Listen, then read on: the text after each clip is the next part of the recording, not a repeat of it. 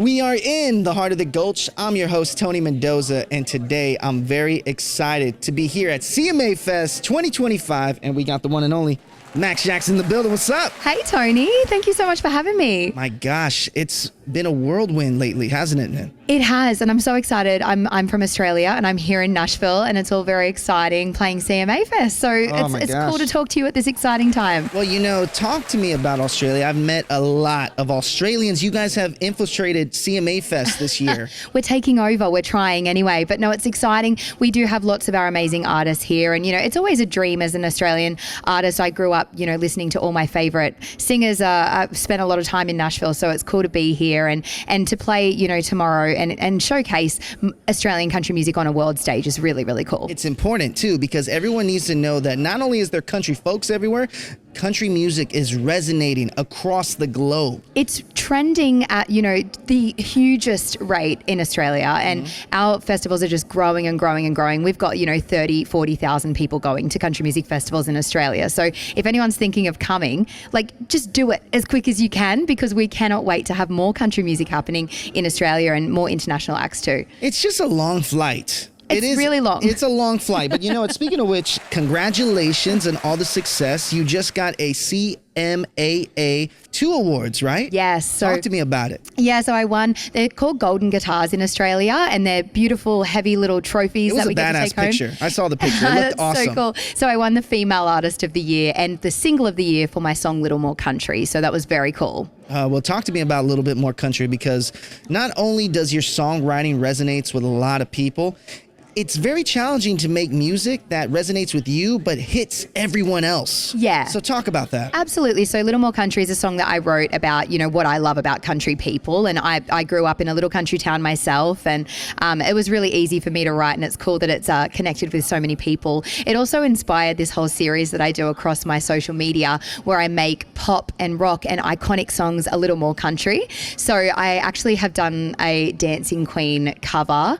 That's one of 5 on the EP that people can check out. But that's actually been trending in Sweden and Norway on playlists, and wild. People hearing it all over the world. So that's been really, really cool as well. I'm curious to know, what's some of your favorite stages to play, whether it's in Nashville, Australia, or elsewhere? Yeah, so I mean, I'm very excited. I'm on the Reverb stage tomorrow. I've never been on it, but I'm excited to be on it tomorrow. And the weather will be better tomorrow, The weather will I be hope. better. Absolutely. We are manifesting sunshine tomorrow. Manifesting a lot for you. I guarantee you that. Thank you. And I've played at the Bluebird before, which is, you know, obviously feels very, very special. So I'm going to play the Bluebird next week, which is going to be really cool.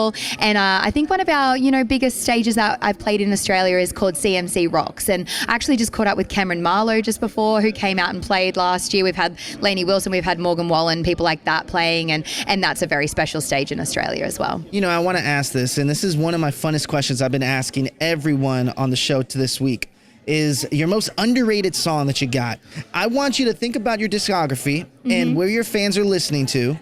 And I want you to say, maybe you should go and listen to this song again because it means that much more to me. Yeah, I think the one for me would be Who You Did It With. So it's a song that I wrote about, you know, I think we all, the best thing that we all have in life is the time that we get to spend with the people that we love. And it's a song that I wrote about that. And, you know, when we play it live, it's the moment where I get everybody to pull in their, you know, their friends that they're at the festival with or their family and give them a hug. And it's like a really, really amazing moment every time on stage. So I think that's definitely the one I would tell people to go have a listen to. Now, speaking of amazing moments, we're going to have an amazing moment right now, because to the right of you, you should see a spin the wheel. Okay. I want you to bring it up, put it on your lap, and then pass me the mic and go and spin it. Okay. You got it. Ooh, favorite gig story and why? Here, pass me that one. Favorite gig story and why would be... So many to pick from. Come on, that is hard. Favorite gig story. I'm trying to think of even one to come to mind because my CMA brain is not functioning. Yeah, we're running around, that's for sure. Okay, so favorite gig story is... This is a weird one. I love it. Okay, so we were at a show recently and the whole PA like closed down. Like it just, the power All the sound. completely shut off. And so we just had to go like fully acoustic and walk out into sort of the center of the crowd and That's awesome. play the rest of the song. And I think that sort of thing is like really special when like something happens that you can't control and then you keep going. And actually one of the songs that it happened in was one of my little more country covers of TNT, AC/DC. Wow. So TNT it was like we blew up the speakers by playing AC/DC. I think that's what it was. So that's probably a special one where we just kept going and we got the crowd to sing with us, just, you know, with us with an acoustic guitar. See, I think that's something that more artists actually appreciate the most. Yeah. Is because when you're on stage, obviously you have fans, you have onlookers watching your every move, but when stuff hits the fan and you have to improvise, the talent comes within you. Yeah. You got the talent. You know how to play the guitar. The people know how to play in the band. Does it mean something special when you have those moments when everything, you know, S hits the fan and you just have fun? Do you know so many people have messaged me since then and said, we were at the show when the PA stopped working. And it's like a moment that we will share with that crowd. And it was a big crowd at a festival. That's a memory that we'll share together. And it's like, you know, that moment is not going to happen anywhere else. So we're all going to be talking about that forever. So I absolutely do think that. And, you know, music is just actually about having fun and rolling with it, and the crowd was there to have a good time. I was there to have a good time, so we just kept going and it was fun. I love it. Let's do one more of these. Yes. All right. Ooh, dream collab, dead or alive? My dream collab would be Dolly Parton. I feel like so many people would say that, but not as many as you think, weirdly Really? enough. Yeah, a lot of people, but Dolly Parton is definitely, I think everyone's jealous that Sabrina Carpenter did it. Oh, yeah, absolutely. Gosh. Well, I would like to collab with Dolly Parton and Sabrina Carpenter. No.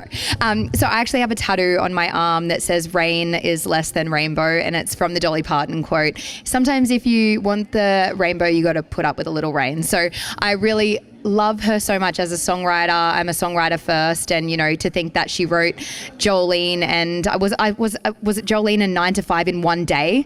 That's Really? mind blowing. I didn't even know that. I'm pretty sure that's right. So maybe fact check me in. Well, you know, they'll put it down in the comments section below. But another thing I got there is to the right of you, you see a green flag and you see a red flag. Okay. I want you to pick them up. All right. I'm going to ask you some questions, okay? Yeah. Now, they prefer to listen to Keith Urban versus Dolly Parton. Red flag or green flag? Oh, that is the Keith Urban versus Dolly Parton. I still have to go with a green flag. Like they can listen to both.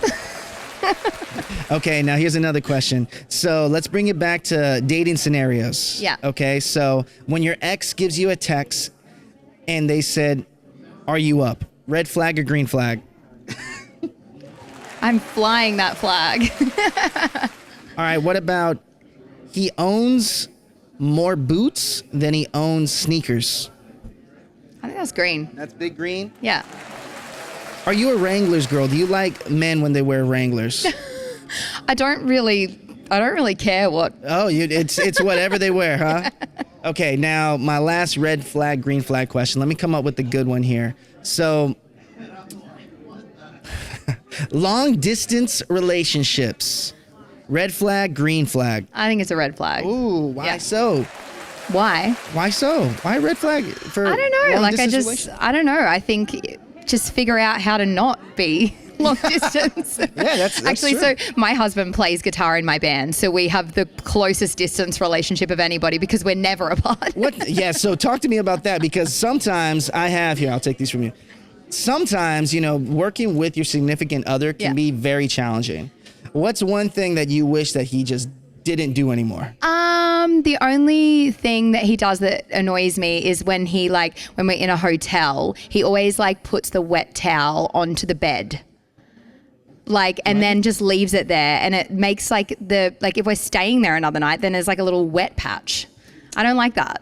Well, you know, that needs to change. The red flag needs to fly for that one. But exactly. My last two questions on the show. So everyone knows I ask this. I ask this to every single guest that comes on the show. Impostor syndrome. Mm-hmm. We all have it. We all have that little voice in the back of the head telling us that we can't do something. Mm-hmm.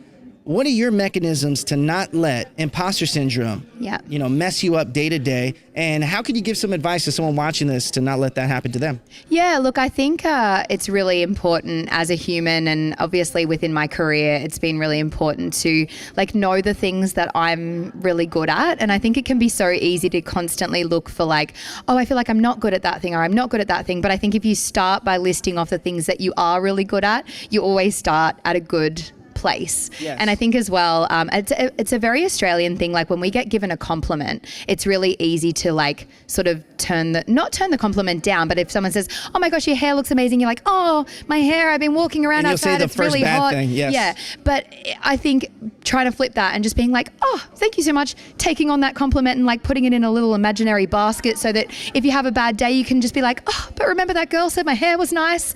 That's cool. I'm feeling good. So they're probably my top things that I do. I love that. Well, it's 2025. We're filming this in the middle of 2025 during CMA Fest. What can the fans expect from you, from music or touring for the rest of this year and the top of 2026? Yeah, well, it's actually really exciting. So across my social media, particularly because I've had, these videos go viral, I actually have more followers in America than I do in Australia online, which is so cool. So it's definitely a dream of mine to get back here, to be able to tour as much as possible. But obviously in the meantime, people can be checking out my music online. I've got heaps of new music coming out over the next year. I'm going to be touring Australia. So obviously if anyone's coming to visit Australia, come and catch a show. But my socials are Max Jackson Music, and you can hear me on Spotify, Apple Music, all of the places. I love it. Well, hey, we're still here at CMA Fest in the heart of the Gulch, and we'll see you guys next time. See y'all later. Thanks.